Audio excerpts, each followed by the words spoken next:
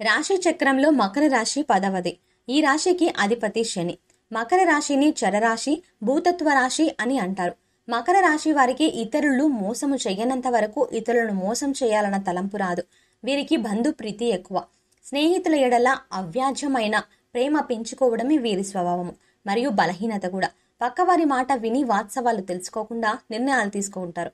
ఇది విమర్శలకు దారితీస్తుంది. తమ లోపము తెలిసిన తరువాత తమ తప్పును అంగీకరించడానికి వెనుకాడరు. చేసిన పొరపాటు తిరిగి చెయ్యరు.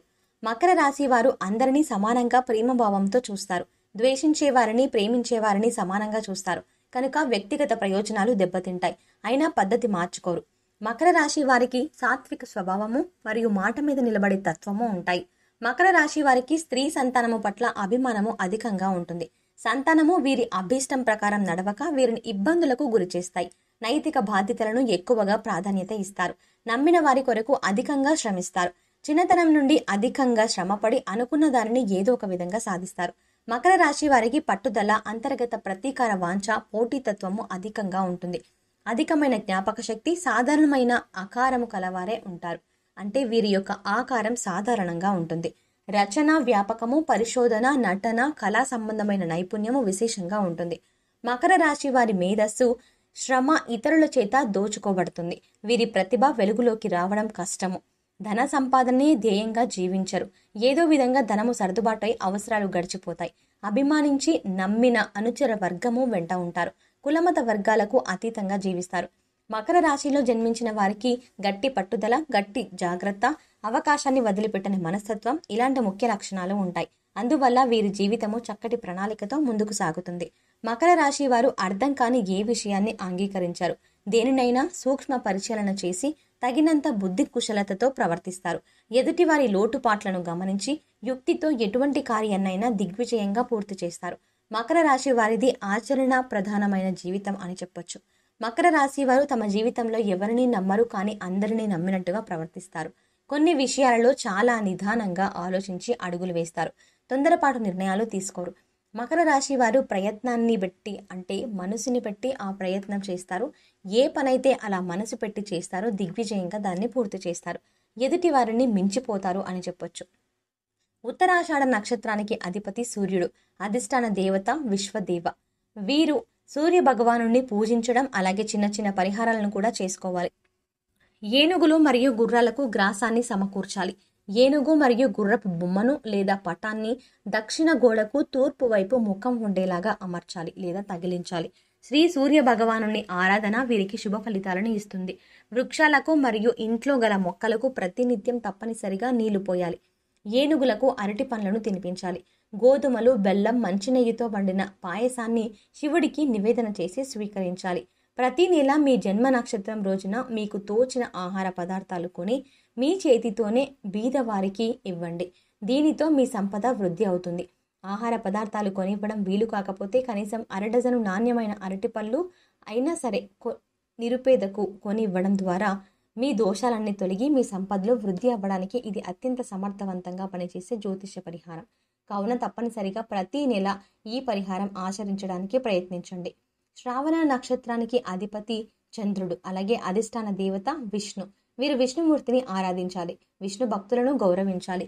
వీరు గృహమునందు ఔషధ గుణములని కల మొక్కలను పెంచాలి.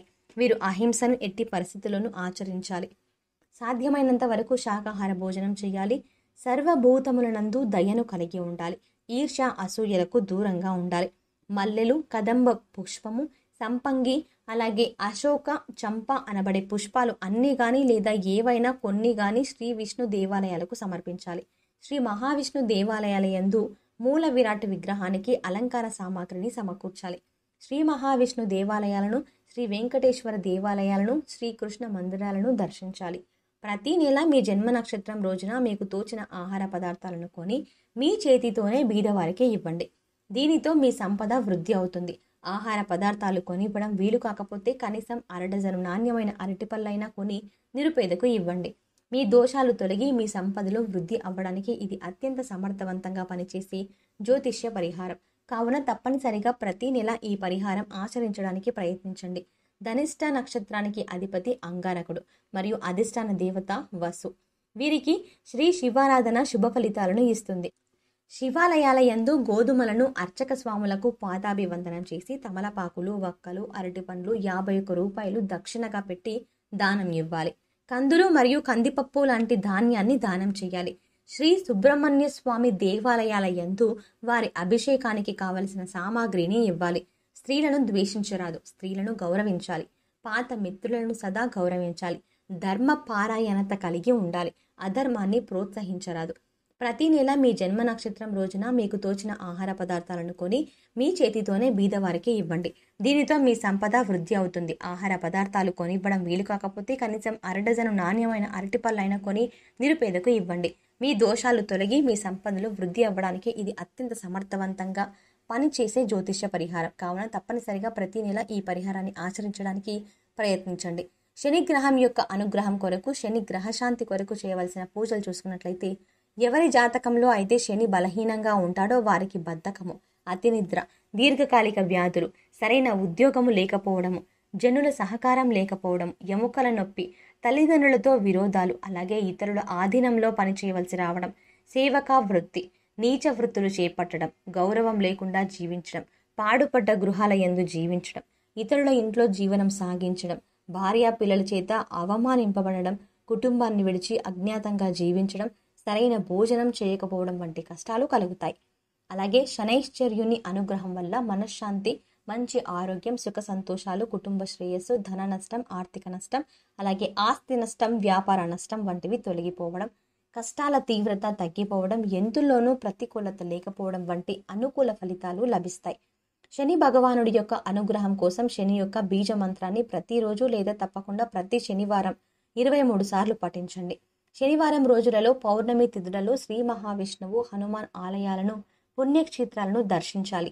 ఆలయంలో కొబ్బరికాయ, అరటిపండ్లు, పూలు, అగరబత్తి, కర్పూరం వంటివి సమర్పించి శనైశ్చర్యుని అనుగ్రహం కొరకు ప్రార్థన చేయాలి. కానుకలు సమర్పించాలి. శివాలయం దర్శించాలి. శివునికి అభిషేకాలు చేయించాలి. సోమవారం శివ మంత్రాలు, గురువారం దక్షిణామూర్తి స్తోత్రం, శనివారాలు శ్రీ విష్ణు సహస్రనామ స్తోత్రం, హనుమాన్ చాలీసా మరియు శని మంత్రాలు, శని స్తోత్రాలు పారాయణం చేయాలి. జాతక రీత్యా శని బాగా లేని వారు, శని దశ మరియు అంతర్దశలు జరుగుతున్నవారు, ఏలినాటి శని, అష్టమ శని, అర్ధాష్టమ శని వల్ల, శని వక్రదోషం వల్ల ఎవరైతే పీడింపబడుతున్నారో అటువంటి వారు శని త్రయోదశి రోజు ప్రదోష కాలంలో శివునికి అభిషేకం చేయడం వల్ల చాలా విశేషంగా లాభిస్తుంది. శని దోషాల నుండి ఇంకా అనేక ఇతర గ్రహాల దోషాల నుండి ఉపశమనం లభిస్తుంది. ఈ సమయంలో శివుడికి చేసే పూజలు అత్యంత గొప్ప ఫలితాలను ఇస్తాయని శాస్త్రాలు చెబుతున్నాయి.